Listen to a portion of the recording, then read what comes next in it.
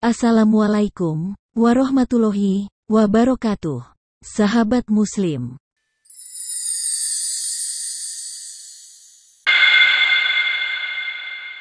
Sebagian manusia bisa dengan mudah melakukan perbuatan dosa dalam kehidupan sehari-hari.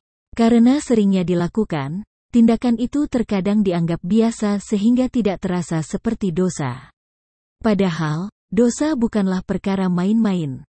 Allah Subhanahu wa Ta'ala telah siap memberikan balasan mutlak neraka bagi hambanya yang ingkar, dan ternyata, tanggung jawab terhadap dosa maksiat yang pernah dilakukan akan terus mengalir meski sudah meninggal dunia.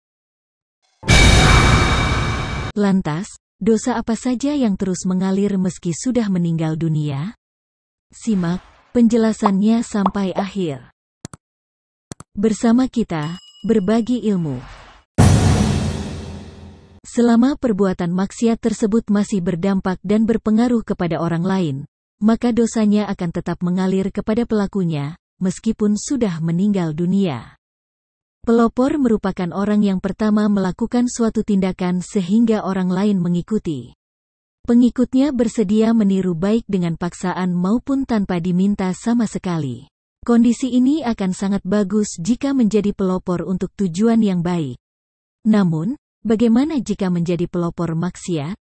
Dalam hadis dari Jarir bin Abdillah radhiyallahu anhu, Rasulullah shallallahu alaihi wasallam bersabda, "Siapa yang mempelopori satu kebiasaan yang buruk dalam Islam, maka dia mendapatkan dosa keburukan itu, dan dosa setiap orang yang melakukan keburukan itu karena ulahnya, tanpa dikurangi sedikitpun dosa mereka." Hadis riwayat Muslim. Orang yang menjadi pelopor ini sama sekali tidak mengajak orang di lingkungannya untuk berbuat maksiat serupa. Ia juga tidak memberikan motivasi kepada orang lain untuk mengikutinya. Namun, karena perbuatannya ini ia berhasil menginspirasi orang lain melakukan maksiat serupa. Itulah mengapa anak Nabi Adam, Kabil, yang menjadi orang pertama yang membunuh manusia dan harus bertanggung jawab atas semua kasus pembunuhan di alam ini. Nabi Shallallahu alaihi wasallam bersabda, "Tidak ada satu jiwa yang terbunuh secara zalim, melainkan anak Adam yang pertama kali membunuh akan mendapatkan dosa karena pertumpahan darah itu." Hadis riwayat Bukhari, Muslim.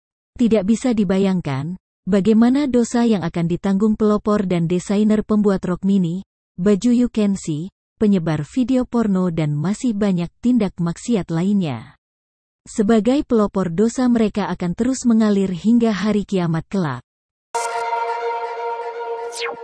Berbeda dengan pelopor yang hanya menginspirasi orang lain, orang yang satu ini dengan nyata dan sengaja mengajak orang lain untuk melakukan kesesatan dan berbuat maksiat. Mereka merupakan juru dakwah kesesatan, atau mereka yang mempropagandakan kemaksiatan. Dalam Al-Quran Allah Subhanahu wa Ta'ala menceritakan bagaimana orang kafir kelak akan menerima dosa dari kekufurannya. Belum lagi dengan dosa-dosa orang-orang yang juga mereka sesatkan.